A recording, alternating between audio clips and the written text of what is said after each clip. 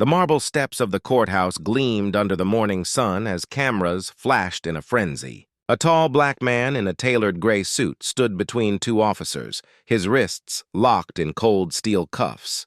The crowd's murmurs mixed with the officer's restrained chuckles. One even nudged another, whispering a slur as the microphones caught the echo of their laughter. To passers-by, it looked like another high-profile arrest. But beneath the surface of this scene lay a twist no one anticipated. Because the man they mocked had once commanded respect in the very room they were dragging him toward. His name was Caleb Turner, a former civil rights attorney known for his unwavering fight against discriminatory policing. Born and raised in a modest southern neighborhood, Caleb had witnessed injustice early. Friends stopped for no reason, neighbors humiliated during traffic stops, and families torn apart by false accusations. It was those memories that pushed him into law, where he became a quiet but relentless advocate. Despite his achievements, Caleb never forgot his roots. He kept his approach humble and his suits plain, often speaking in churches and community centers rather than grand stages. Years of defending marginalized clients had earned him a reputation, fair, principled, and unyielding in his convictions. What the public didn't know was that Caleb had recently been nominated to fill a vacant federal judgeship.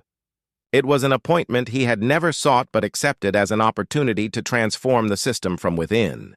The announcement was meant to happen in a week. That morning, Caleb was on his way to a routine meeting at the courthouse when several squad cars pulled up. Without explanation, officers surrounded him. Onlookers pulled out their phones as he was placed in handcuffs. To those watching, it looked like another powerful man finally being brought to justice. The news spread quickly, a headline ripe for sensationalism. Few cared to ask what the charges were, and fewer still bothered to notice the smirks on the officers' faces. Caleb stayed silent, his calm demeanor masking the storm brewing behind his measured gaze. The ride to the precinct was marked by mocking laughter. One officer casually remarked about how the zoo must be missing someone, drawing snickers from his colleagues. Another told Caleb he had exactly 20 minutes to explain why he didn't belong in a cage. Their words carried the weight of centuries of prejudice. Yet, Caleb remained silent, staring out of the window at the passing city streets he had once walked freely. At the station, the so-called charges were read aloud: obstruction of justice and misuse of public office. The irony wasn't lost on Caleb. He had no public office, at least not yet.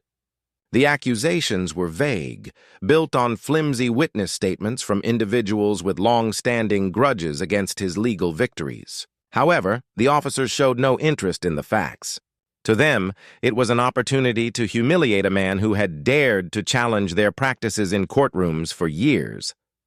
Meanwhile, word of the arrest rippled through the city. Community leaders were stunned. Former clients who had been saved by Caleb's tireless work gathered outside the courthouse, chanting his name, demanding his release. Journalists dug deeper and began to question the timing of the charges. Was it a coincidence that a nominee for a federal judgeship had been arrested days before his appointment was to be announced? Inside his holding cell, Caleb reflected on the irony of his situation. He remembered the countless defendants he had once reassured in similar cells, telling them to have faith in due process. Now he was living the same ordeal, his own faith being put to the test. That evening, a closed-door bail hearing was held. The judge, aware of Caleb's reputation and the weakness of the accusations, ordered his release on his own recognizance. The officers, visibly disappointed, escorted him out with curt gestures. Cameras captured his composed expression as he stepped back into the daylight. But the story was far from over. While Caleb had been freed, the humiliation he endured would echo for days. Social media erupted with polarized opinions. Some believed the arrest exposed corruption. Others saw it as a righteous takedown.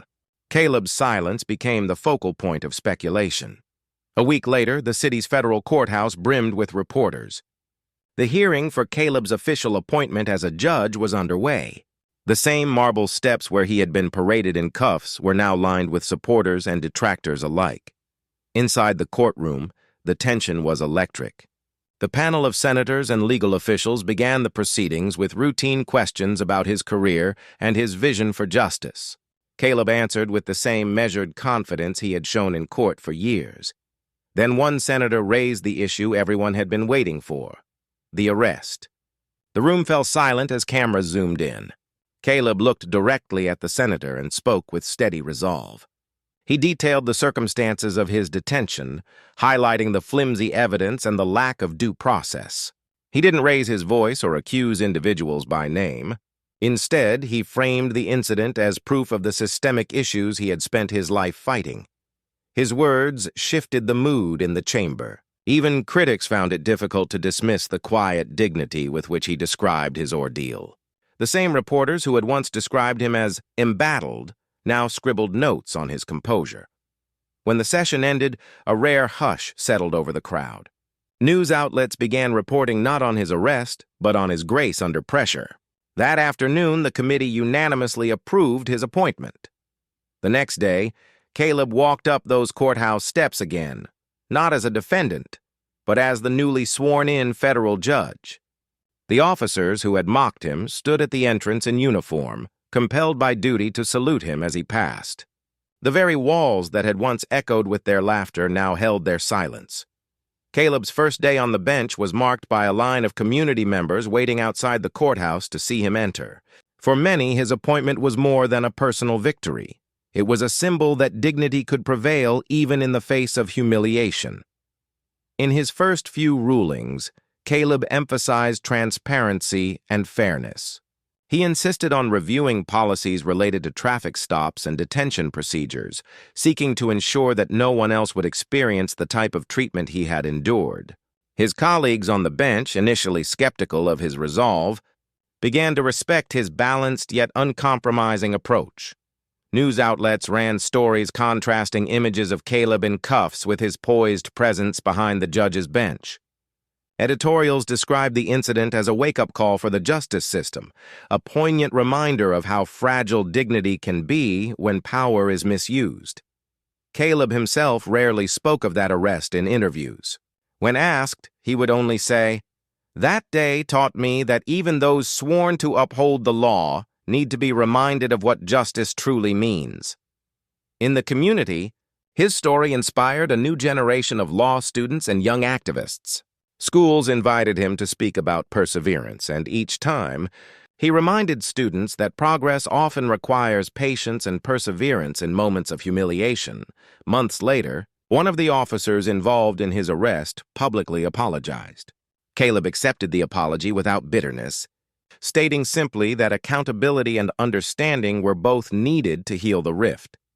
As the courthouse steps returned to their daily rhythm, the memory of that morning lingered, a lesson that appearances can deceive, that laughter at another's expense can turn to silence in the face of truth. Caleb's journey left the city with a powerful reminder. Justice is not just a title or a position. It is a practice that demands courage and humility. And as the cameras clicked once again, this time capturing him in his robe, gavel in hand, one couldn't help but wonder how many others, wronged yet resilient, might one day transform their own chains into a seat of authority.